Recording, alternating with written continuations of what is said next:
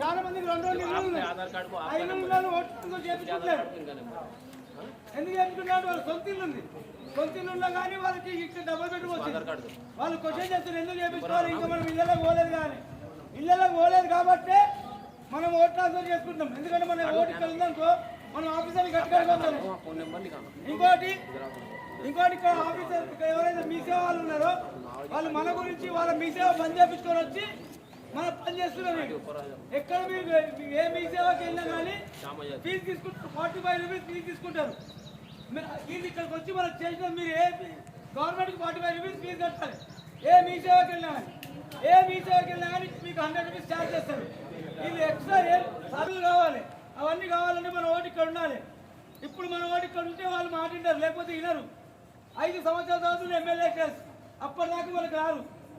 అందుగురించి మా టీం ఆలోచించేదంటే మన ఓటు ఇక్కడ ఉంటే మనం ఒక్క ఇంట్లో 4 ఓట్లు ఉంటాయి. మ్యాక్సిమం 1400 ఇల్లులు ఉన్నాయి. అంటే 6000 ఓట్లు.